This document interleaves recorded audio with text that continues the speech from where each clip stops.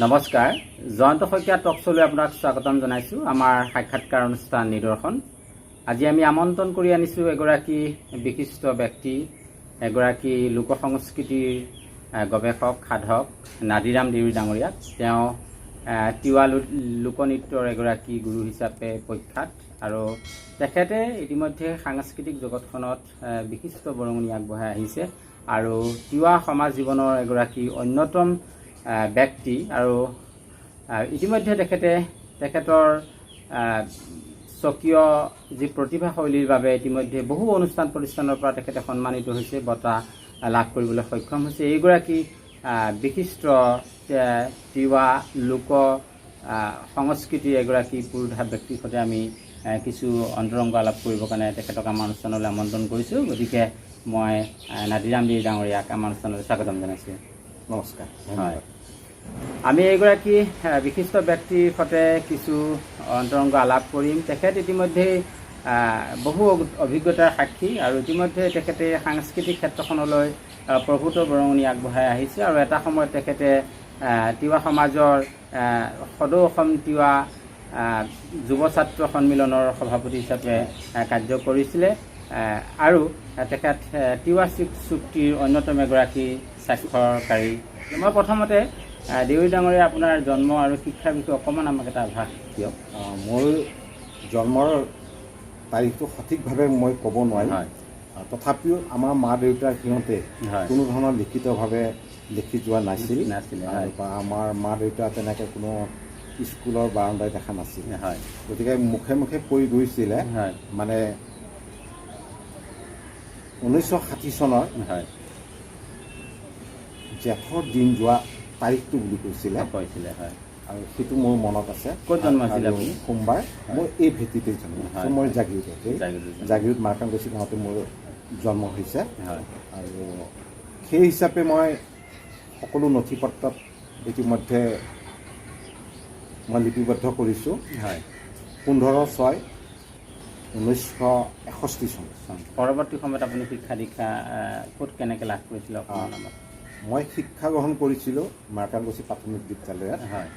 তাৰপিছতে বাকীখিনি মই শিক্ষা গ্ৰহণ কৰিছিলোঁ জাগিৰোড হাইস্কুলত, তেতিয়া হাইস্কুল বুলি কয়, কিন্তু মই মেট্ৰিক পাছ কৰিব নোৱাৰিলোঁ। ক্লাছ 10 পঢ়িছিলোঁ। মোৰ বহুত ডাঙৰ এটা অসুখ হ'ল।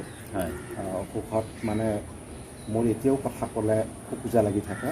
মোৰ জিভাবোৰ চব ফাট মেলা, গতিকে ফাটি আছে, এতিয়াও ফাটি আছে আৰু মাজে মাজে সেই জিভাইদি মোৰ তেজো ওলায়। গতিকে মই 3 বছৰ অসুখত ভুগিছিলোঁ আৰু মোৰ মা দেউতাও তেনেকৈ ভালকৈ ট্ৰিটমেণ্ট কৰিব পৰা নাছিলে, যাৰ কাৰণে আপুনি শিক্ষাখিনি আগবঢ়াই নিব নোৱাৰিলোঁ আৰু মোৰ ব্ৰেইনেও কিছু বেয়া ফালে ঢাল খাইছিলে। 3 বছৰৰ পিছত কোনোমতে মই এই হেৰিটোক মই ঘূৰাই পাইছোঁ আৰু তেতিয়া জাগিৰোডত সেই সময়ত তেনেকৈ ভাল ডক্তৰ নাছিলে। এই গাঁৱৰে এগৰাকী বঙালী সম্প্ৰদায়ৰ লোক কবিৰাজ আছে, তেখেতে এটা ডাঙৰ চিচি বুটলত হালধীয়াকৈ দৰৱ মোক মানে ডেইলি এটাকৈ বেজি দিছিলে। কি দৰৱ মোৰ মনত নাই, কিন্তু তেনেদৰে আপুনি আৰোগ্য লাভ কৰিছিলে, আপুনি জীৱনটো লাভ কৰিছিলে আৰু পৰৱৰ্তী পৰ্যায়ত আপুনি সমাজ জীৱনৰ এগৰাকী অন্যতম ব্যক্তি হিচাপে পৰিচিতি লাভ কৰিলে। আপোনাৰ কৃষি কৰ্মৰ লগত আপুনি বিশেষভাৱে জড়িত আৰু এই ক্ষেত্ৰত আপুনি চগ্ৰাচলত আপুনি আজিৰ তাৰিখতো আপুনি বিভিন্ন ধৰণৰ উদ্যান শস্যৰ বা বিভিন্ন ধৰণৰ পশুপালনৰ আপুনি এটা ব্যৱস্থা ইতিমধ্যে গঢ়ি তুলিছে আৰু তিৱাৰ যি চগ্ৰাচালৰ যি লোকনৃত্যৰ এটা উত্তৰ পূৰ্বাঞ্চলৰ মহোৎসৱৰ লগতো আপুনি জড়িত। এনে বহু কথা আপুনি অৰিহণা আগবঢ়াই আহিছে সমাজ জীৱনলৈ।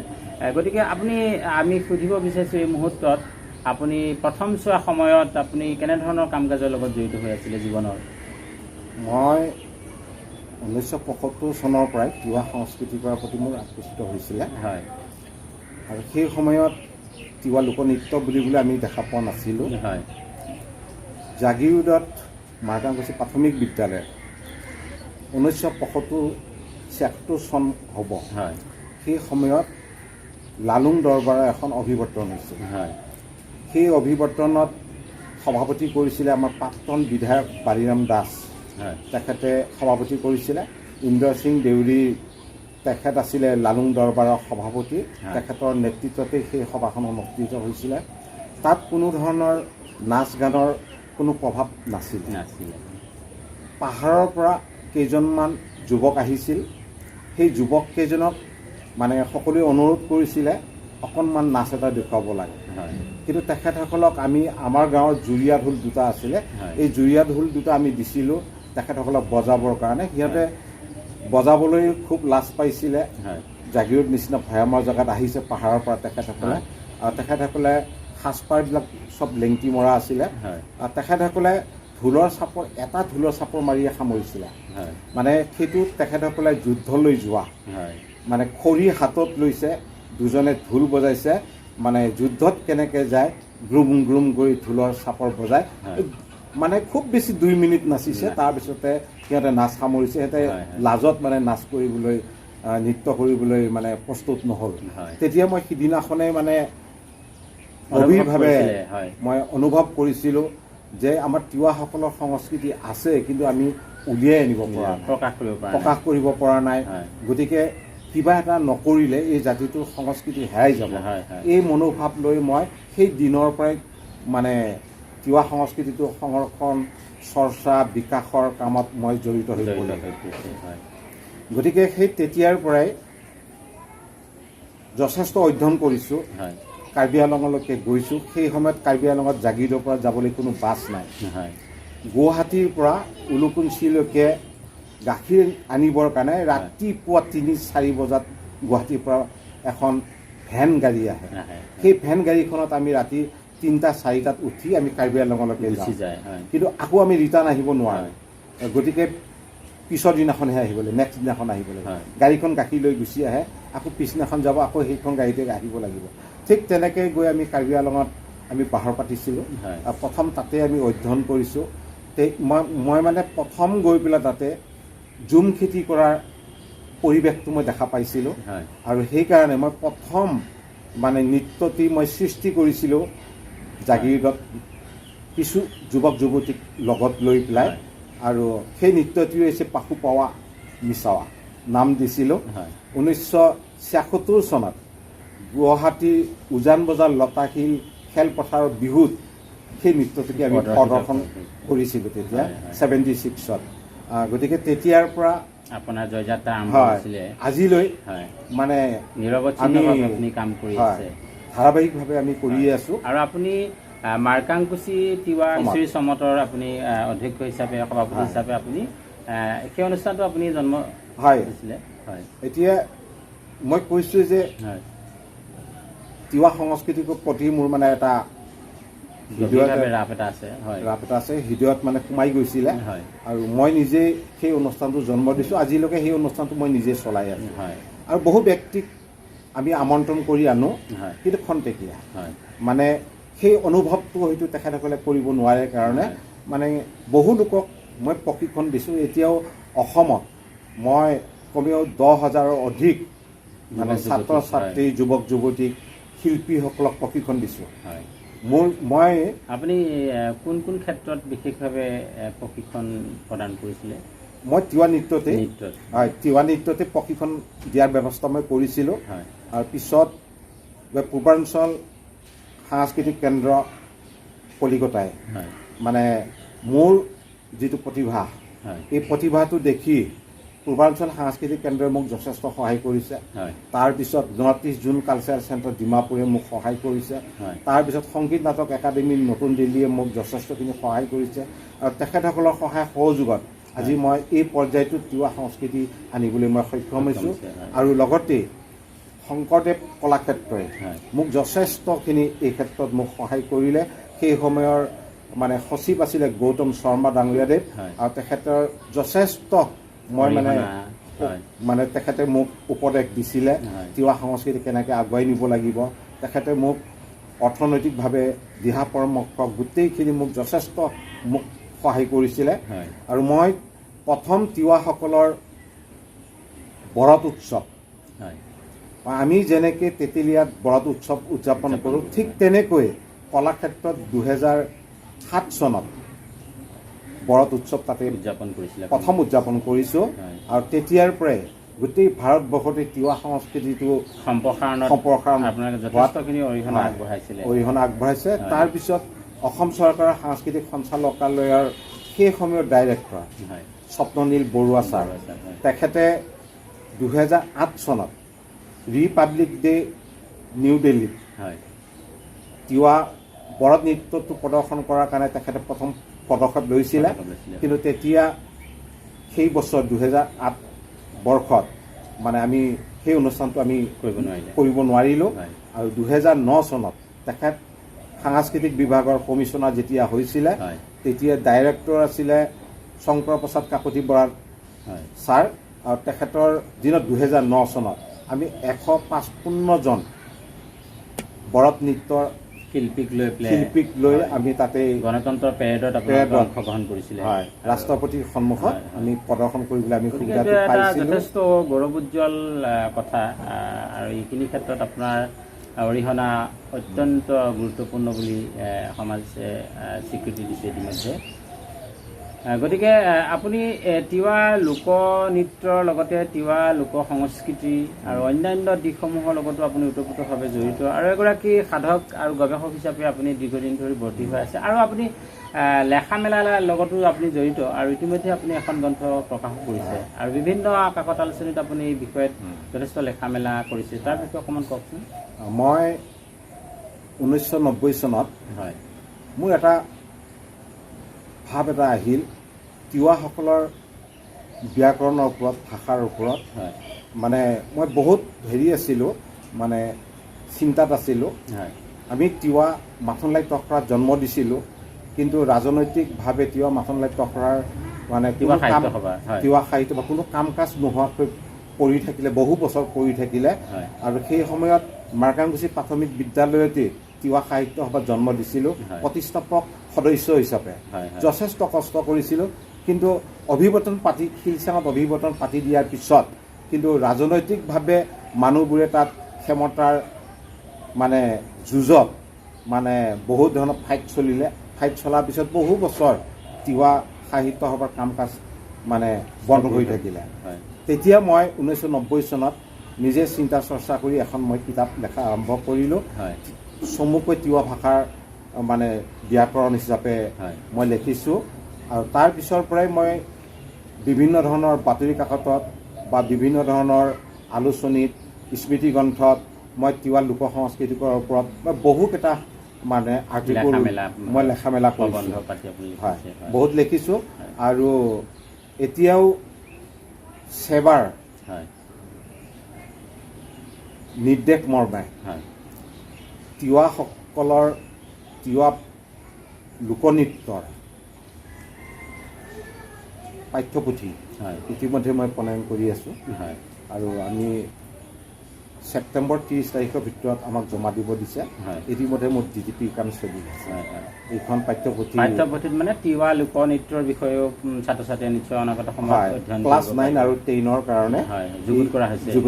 এইটো এটা ডাঙৰ আৰু উল্লেখযোগ্য কাম আচলতে। আৰু আমাৰ সংস্কৃতি আচলতে বাৰেৰহণীয়া, গতিকে এই বাৰেৰহণীয়া সংস্কৃতিক আমি তুলি ধৰিবৰ কাৰণে বিশেষকৈ তিৱা সংস্কৃতি যথেষ্ট চহকী আৰু এই ক্ষেত্ৰত আপোনালোকে যথেষ্টখিনি অৰিহণা আগবঢ়াই আহিছে।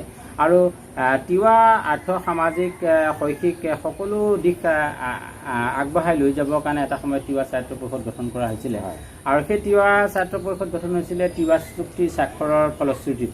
গতিকে সেই চুক্তিৰ আপুনি অন্যতম এগৰাকী স্বাক্ষৰকৰ্তা আছিলে, গতিকে সেই অভিজ্ঞতা অকণমান কওকচোন।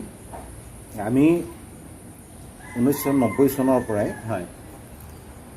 তিৱাসকলৰ 6 শিডিউল আমি দাবী কৰিছিলোঁ স্বায়ত্ব শাসনৰ কাৰণে। তেতিয়া সেই সময়ৰ মুখ্যমন্ত্ৰী হিতেশ্বৰ শইকীয়া ডাঙৰীয়াদেৱে আমাক মাতি নি আলোচনাত বহিবৰ কাৰণে সুবিধা কৰি দিছিলে। আৰু তেতিয়া আমি 6 শিডিউল দাবীটোত আমি অটল আছিলোঁ, কিন্তু তেখেতে আমাক গোটেই দিশটো আমাক বুজাই কৈছিলে যে 6 শিডিউল দিব পৰা ক্ষমতাটো মোৰ নাই, গতিকে 6 শিডিউল দিব পৰা ক্ষমতাটো কেন্দ্ৰীয় চৰকাৰৰ আছে। তেখেতে কৈছে আপোনালোকৰ MLA আছে নে MP আছে যে তাত গৈ পেলাই মাত মাতিব পৰাকৈ। গতিকে আপোনালোকৰ MLA মন্ত্ৰী বা MP নথকালৈকে আপোনালোকৰ এই সমস্যাটো সমাধান কৰাত যথেষ্ট অসুবিধা হয়। তেখেতে আমাক বুজাই কৈছে যে মই মানে ছেটেলাইট ছিষ্টেমেটিক সাহিত্য পৰিষদ প্ৰদান কৰি আপোনালোকে গ্ৰহণ কৰিব না। আমি কিন্তু প্ৰত্যাখ্যান কৰিছিলোঁ। পিছত তেখেতে এদিন আমাক মাতি লৈ গ'ল দিছপুৰত। আমাক সন্ধিয়া 3টা বজাত আলোচনা হ'ব বুলি ক'লে। 3টা বজাৰ পিছত গৈ তেখেতে ক'লে 5টা বজাত। 5টা বজাৰ পিছত আমাক ক'লে যে ৰাতি 9টা বজাত। 9টা বজাৰ পিছত কৈছে ৰাতি 12টা বজাত। 12টা বজাৰ পিছত কৈছে যে 2টা বজাত। কিন্তু আহি একদম পুনৰ আকৌ ৰাতিপুৱা 4টা বজাত আমাক আলোচনা মেজলৈ মাতি নিছে।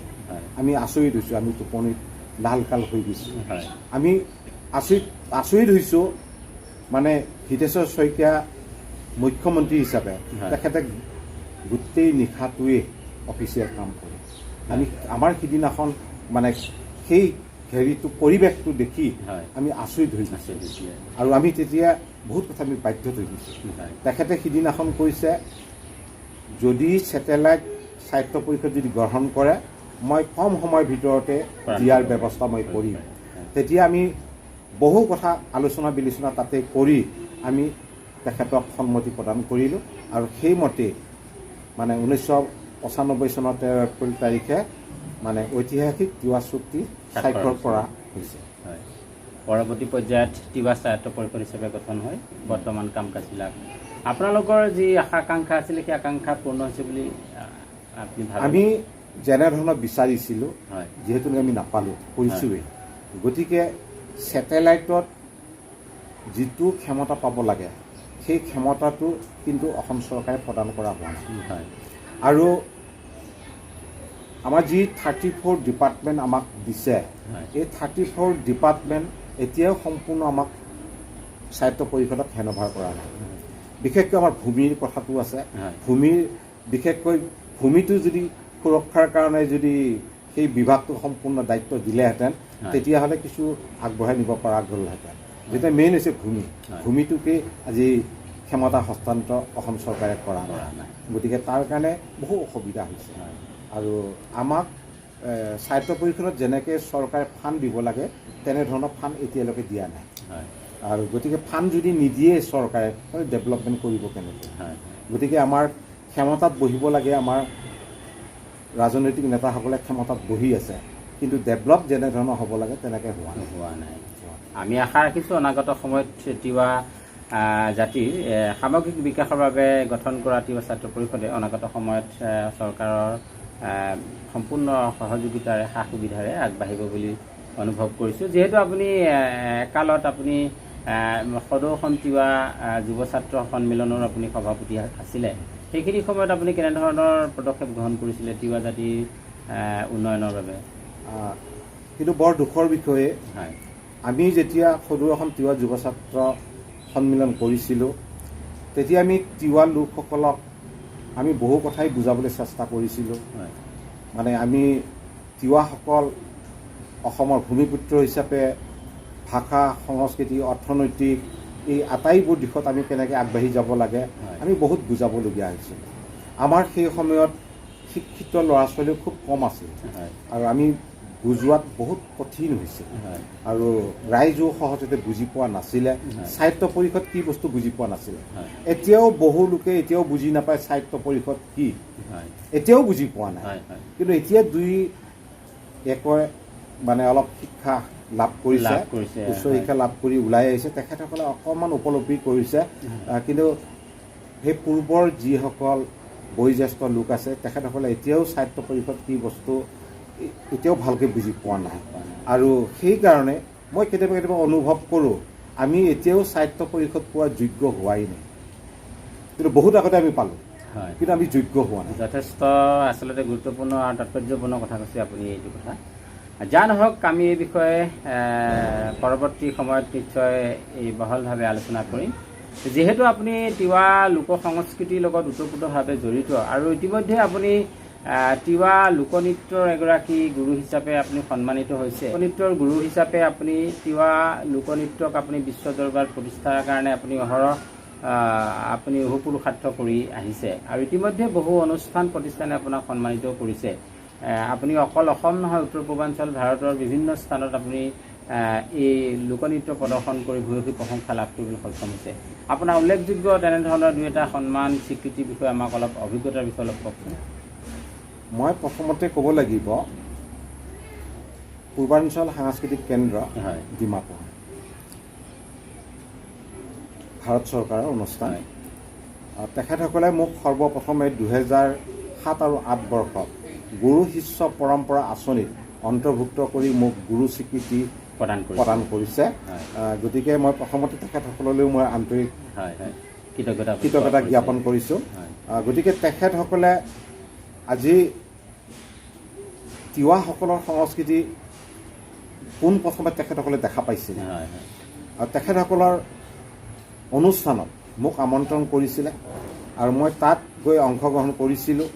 অংশগ্ৰহণ কৰি মই বিভিন্ন মঞ্চত তিৱা লোকনৃত্য বিভিন্ন ধৰণৰ তিৱা লোকনৃত্য মই প্ৰদৰ্শন কৰিছিলোঁ আৰু সেই তেতিয়াই তেখেতসকলে মোক সেই ডিজিগনেশ্যনটো মোক বা স্বীকৃতিটো মোক প্ৰদান কৰিছিলে আৰু তাৰ পিছৰ পৰা তেখেতসকলে মোক আৰু তেখেতসকলে এৰি দিয়া নাছিলে।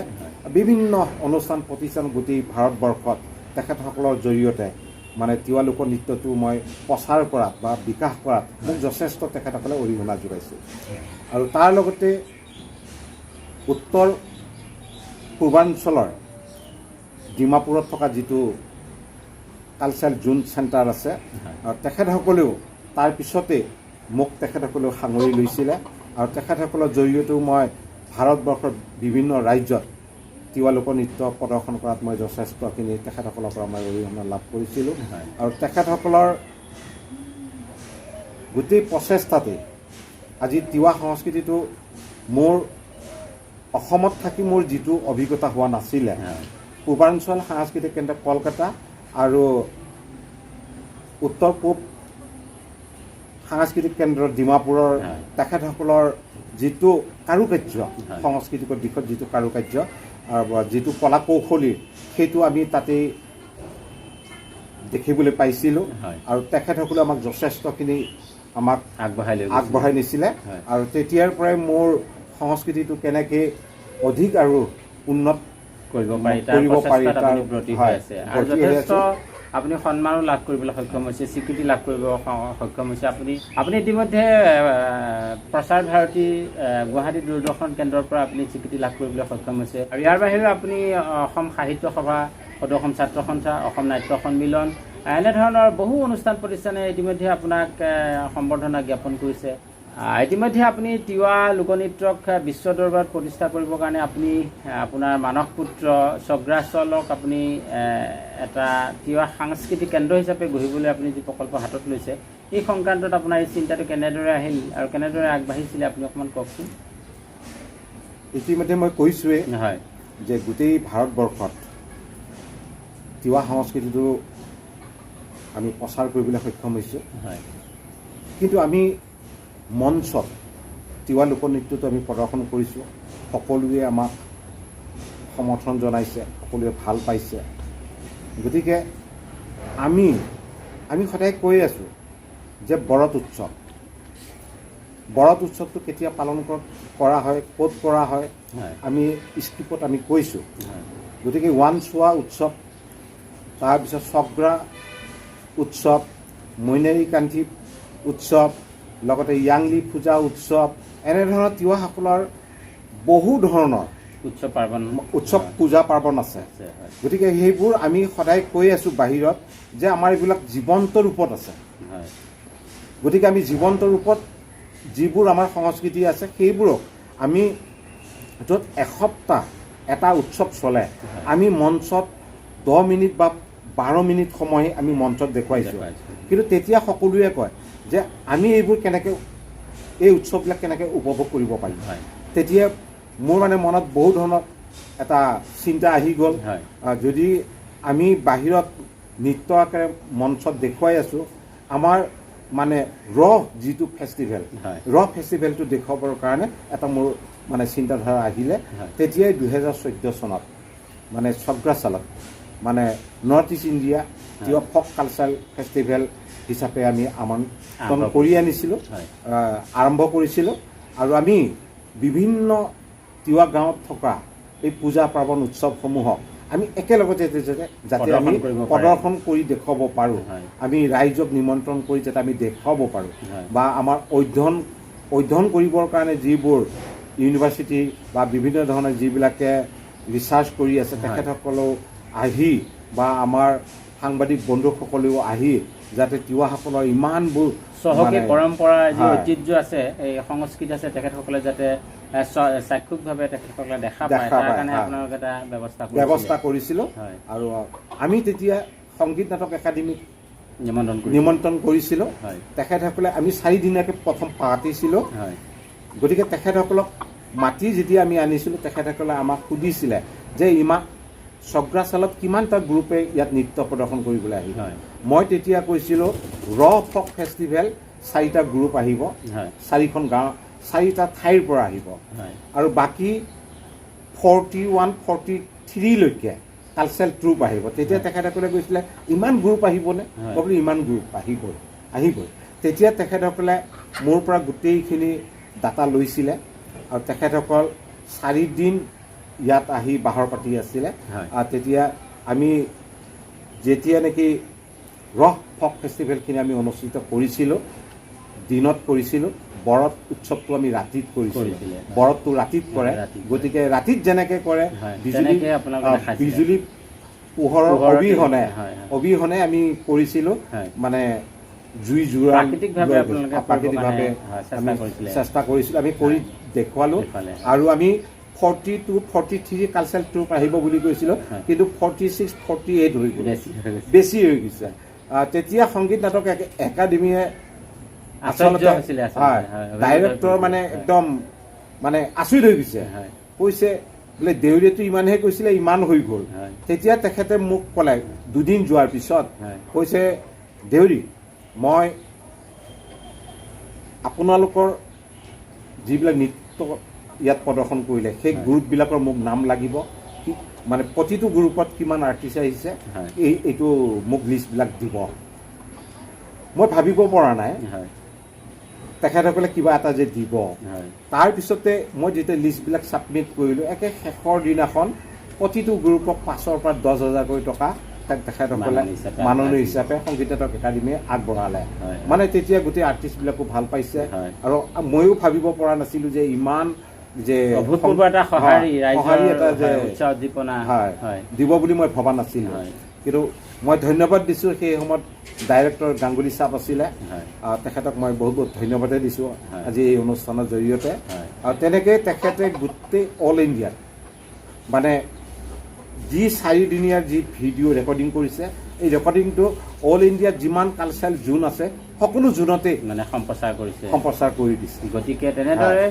আপোনাক বিশ্ব দৰবাৰত তিৱা লোক সংস্কৃতিক মানে প্ৰদৰ্শন কৰিবৰ কাৰণে আপুনি যি প্ৰচেষ্টা হাতত লৈছিলে পূৰ্ণভাৱে সাফল্যমণ্ডিত ৰূপত প্ৰতিষ্ঠা কৰিবৰ কাৰণে সক্ষম হোৱা বুলি ৰাইজে শলাগিছিলে আৰু আজিৰ তাৰিখতো এই জাগিৰোডৰ পাহাৰৰ বুকুত অৱস্থিত চগ্ৰাচলৰ এই উৎসৱৰ কথা সকলোৱে সোঁৱৰণ কৰে গতিকে এনেধৰণে বিভিন্ন অনুষ্ঠান প্ৰতিষ্ঠানৰ লগত আপুনি ওতঃপ্ৰোতভাৱে জড়িত লেখা মেলাৰ লগত জড়িত এইখিনিতে মই এটা কথা কওঁ যে আমি আৰম্ভ কৰিলোঁহে তিৱা সংস্কৃতি সংৰক্ষণৰ কাৰণে তিৱা কালচাৰেল চেণ্টাৰ আমি আৰম্ভ কৰিলোঁ কিন্তু একে শেষৰ পৰ্যায়ত গোটেই বস্তুটো আন্তঃগাঁথনিৰ কাৰণে আমাৰ বৰ্তমানৰ জাগিৰোড সমষ্টিৰ বিধায়ক পীযুষ হাজৰিকা বৰ্তমানৰ মন্ত্ৰী তেখেতে আমাক যথেষ্টখিনি সহায় কৰিছে তেখেতে চগ্ৰাচালৰ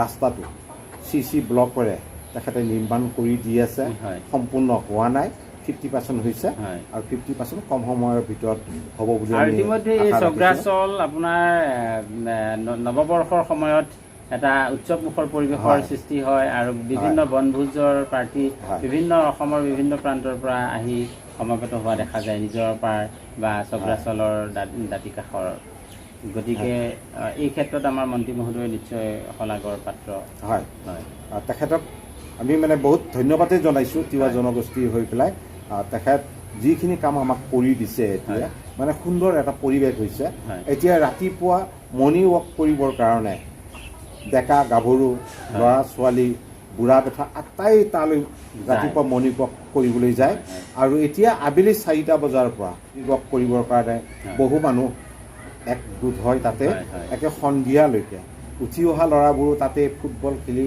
মানে ধুনীয়াকৈ এটা প্ৰশিক্ষণ লোৱাৰ ব্যৱস্থা এটা সুন্দৰ এটা পৰিৱেশ ইতিমধ্যে ৰচনা কৰিবলৈ সক্ষম হৈছে আপুনি এই কথাখিনি ক'লে আৰু আপোনাৰ এই সামগ্ৰিকভাৱে আপুনি যিহেতু আপুনি সংস্কৃতিৰ এগৰাকী সাধক হিচাপে আপুনি সংস্কৃতিক আগবঢ়াই লৈ যাবৰ কাৰণে অহোপুৰুষাৰ্থ কৰে প্ৰতি মুহূৰ্ততে আপুনি তেনেধৰণৰ পৰিকল্পনা আপুনি হাতত পুহি ৰাখে গতিকে এই মুহূৰ্তত আপুনি অনাগত সময়ত কৰিব বিচৰা দুই এটা কথা আপুনি পৰিকল্পনাৰ কথা কওকচোন মনততো বহুত পৰিকল্পনা কথা আছে কিন্তু বয়সো হৈ আহিছে বহুত হয় এতিয়া 60 ওপৰ পালেহি বেমাৰো বহুত আছে তাৰে মাজতে কৰিবৰ কাৰণে বহুত চেষ্টা কৰিছোঁ তাতে এখন মুকলি মঞ্চ নিৰ্মাণ কৰা হৈছে হয় এটা গেষ্ট হাউচ নিৰ্মাণ কৰা হৈছে এতিয়া মোৰ তাতে প্ৰয়োজন আছে তিৱাসকলৰ ডেকাচাং বৰঘৰ আৰু লগতে তিৱাসকলৰ মানে প্ৰশিক্ষণ কেন্দ্ৰৰ কাৰণে বা গৱেষণা কেন্দ্ৰ মিউজিয়াম হল এটা তাতে নিৰ্মাণ কৰাৰ পৰিকল্পনা এটা আছে কিন্তু কিমানখিনি কৰিব পাৰোঁ মোৰ ভগৱানে মোক সেইখিনি কৰিবৰ কাৰণে কিমান দিন জীয়াই ৰাখে শক্তি দিয়ক আমি তাকে কামনা কৰিছোঁ যিহেতু আপোনাৰ দৰে ব্যক্তিসকলে আচলতে আমাৰ সমাজ জীৱনক যথেষ্ট আগুৱাই লৈ যোৱাৰ ক্ষেত্ৰত অৰিহণা আগবঢ়ায় আৰু আপুনি এই ক্ষেত্ৰত এটা জ্বলন্ত উদাহৰণ এগৰাকী আদৰ্শ ব্যক্তি হিচাপে আপুনি এইখিনি কৰিবলৈ সক্ষম হৈছে আৰু অনাগত সময়তো আপোনাৰ যিখিনি সপোন আশা আকাংক্ষা পুহি ৰাখিছে সেইখিনি ৰূপায়িত হ'ব বুলি আমি আশা ৰাখিছোঁ আপুনি এইখিনি সময় আমাক দিলে আপোনাৰ সৈতে কিছু মনৰ ভাৱ বিনিময় কৰিলোঁ আৰু আপুনি লাভ কৰা উপলব্ধি আমাক কিছু কথা ক'লে আৰু বহু কথা আছে যিবোৰ কথা আজি আমি কম সময়ৰ ভিতৰতো পাতিবলৈ সক্ষম নহ'ল আপুনি বহু অনুষ্ঠানৰ লগত বিশেষকৈ আপুনি জাগীৰোডৰ সাহা সাহিত্য সভাৰ একাৰালৰ আপুনি সম্পাদক হিচাপে আছিলে আৰু এনেধৰণৰ বহু অনুষ্ঠান প্ৰতিষ্ঠানৰ সৈতে আপুনি ওতঃপ্ৰোতভাৱে জড়িত তিৱা সমাজখনৰ বহু অনুষ্ঠানৰ সৈতে আপুনি ওতঃপ্ৰোতভাৱে জড়িত গতিকে অনাগত সময়ত আপুনি এগৰাকী কৰ্মোদ্যমী ব্যক্তি হিচাপে অনাগত সময়তো আপুনি এই কৰ্মৰাজি আপুনি আগবঢ়াই লৈ যাব বুলি আমি আশা কৰি ভগৱন্তৰ শ্ৰীচৰণত প্ৰণিপাত জনাইছোঁ আপুনি যাতে সুস্বাস্থ্যৰে কামখিনি কৰি লৈ যাবলৈ সক্ষম হয় আৰু এইখিনি সময় দিয়াৰ বাবে পুনৰবাৰ আপোনাক ধন্যবাদ জ্ঞাপন কৰি আজিৰ আমাৰ অনুষ্ঠান নিদৰ্শন ইয়াতে সমাপন কৰিছোঁ ধন্যবাদ।